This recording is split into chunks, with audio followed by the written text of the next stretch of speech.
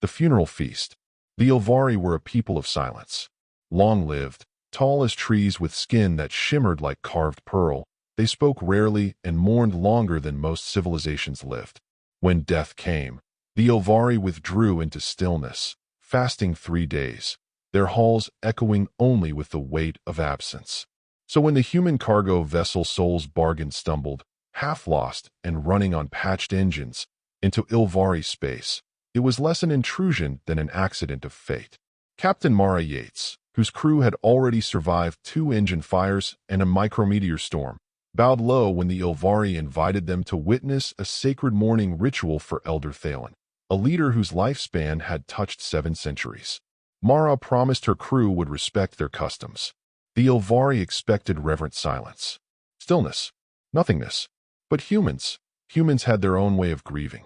And when Mara saw the vast hall where Elder Thalen's body rested beneath veils of blue crystal, she made a decision. "We'll honor him," she said to her crew, "the human way." The Ilvari would never be ready. And neither, perhaps, were the humans for what their grief would awaken. The Ilvari mourners stood cloaked in silver cloth, their heads bowed, eyes dimmed to pearl gray. They formed a circle around the bier, each maintaining the sacred silence. For them, mourning was an endurance of emptiness, the soul's retreat into timeless quiet. The humans entered carefully. Engineer Diaz carried a crate of ration packs. Medic June brought bottles of fermented berry wine. Pilot Kessa strummed a stringed instrument scavenged from the galley. Their boots thudded on the crystalline floor like hammers on glass. Mara raised her hands. "We thank you for sharing Elder Thalen's memory with us. Among humans, when one passes, we do not starve. We do not grow silent. We gather. We eat. We tell stories. We remember with laughter as well as tears. Tonight, we invite you to join us." The Ilvari froze. Their leader of ceremony, Sarai, whispered hoarsely, You desecrate the stillness. This is a place of mourning." But already Diaz was tearing open packets, the savory smell of reheated meat flooding the air. June uncorked the wine, its tang sharp as lightning. Kessa plucked her strings, a rising melody that filled the cavernous chamber. The Ilvari gasped, horrified. To them, this was madness. To the humans, it was respect. And as the first human laughter echoed, Sarai felt a tremor ripple through the crystals holding Thalen's body. The Ilvari whispered in shock as the humans spread blankets and laid food upon them like offerings. Meat steaming, bread torn by eager hands, cups raised high. "Here's to the elder," Mara said, lifting her glass. "Though we never met him, we honor him tonight." June nodded. "And we add his name to the feast. Elder Thalen sits with us." That line sent a shiver through the Ilvari. They stepped back, pearl-hued eyes wide. "You claim he dines with you?" Sarai demanded, voice trembling. "It's what we do," Mara answered. "When my grandmother died, we set her chair at the table. We filled her plate. We laughed about her stubbornness, cried about her kindness. It's how we keep them with us." Kessa strummed a fast, bright rhythm.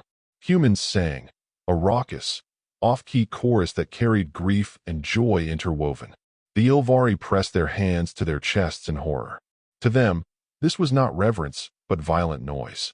Yet beneath the singing, the bio-crystal holding Thalen pulsed faintly.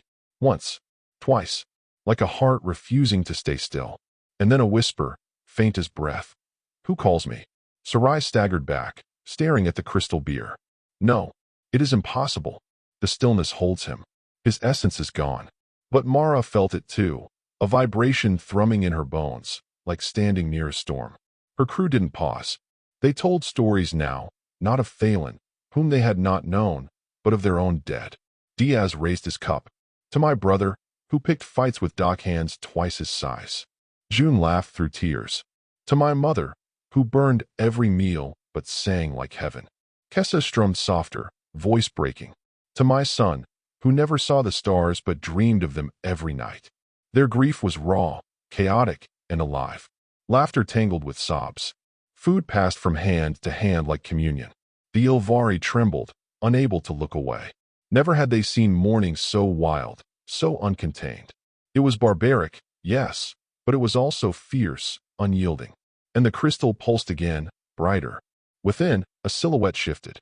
Elder Thalen's voice carried faintly through the chamber. I hear you. I feel you. The Ilvari fell to their knees. This had never happened before. Mara froze, cup still in her hand. The humans exchanged stunned glances, but none of them looked afraid. June whispered, "Captain, he's alive?" "Not alive," Sarai said, her voice cracking. "No Ilvari spirit returns once the stillness takes them. It cannot be." But Thalen's voice grew stronger, the crystal glowing from within. "You feast. You laugh. You weep. And you call my name." He was not supposed to answer. The Ilvari believed spirits dissolved into silence, leaving only memory. Yet here Thalen stirred, drawn not by stillness, but by chaos. Mara set her cup down reverently. "Elder, we honor you as one of ours. In our way, the dead do not vanish. They live in stories, in full plates and loud voices. Tonight, you sit at our table." The crystal flared, light flooding the chamber. The Ilvari shielded their eyes.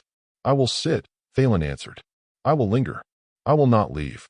And Sarai whispered in awe, "You have broken the boundary of death." The Ilvari wept openly now, their silent discipline shattering like fragile glass. Some reached toward the glowing crystal, trembling, afraid yet desperate. "Why?" Sarai begged. "Why would you linger when the stillness calls?" Thalen's voice rumbled like stone cracking. "Because they remember me as if I yet breathe. Their fire pulls me back. Their grief is not silence, but life unending. And I choose it." Mara felt goose flesh rise on her arms. For humans, this seemed natural. Of course memory could anchor the dead. Of course love was strong enough to call them back. But for the Ilvari, it was unthinkable. Their eternity of mourning had always been an empty abyss. Now they glimpsed another path, carved by these strange, unstoppable creatures. June leaned forward, tears streaking her face. "Stay with us, Elder. Eat with us. Laugh with us. Let us carry you forward." The crystal blazed white-hot, then cracked. Light spilled into the room like sunrise. And Thalen stepped out. The Ilvari screamed and bowed low, unable to bear the sight. No Ilvari had ever returned, not in body, not in voice. Yet Elder Thalen stood there, his form woven of light and memory, radiant and unyielding. "I am not bound to stillness," he declared. "I am bound to them." He pointed to the humans, who sat wide-eyed but unflinching, cups still in their hands. Mara rose slowly. "Elder, you honor us. But this was never meant to steal you from your people." Thalen's smile was sorrowful, yet resolute. "You have not stolen. You have shown me a way beyond death. Your feast is fire. Your laughter is anchor. Your grief is strength. I will walk among both peoples now, forever." The Ilvari wept as the humans raised their cups again, this time in awestruck silence. And Sarai whispered the truth none could deny. The humans are dangerous, not because they kill, but because even death cannot refuse them. The humans drank, tears in their eyes, while Elder Thalen sat among them, alive in a way no Ilvari had ever been before. The funeral feast had changed everything. Forever.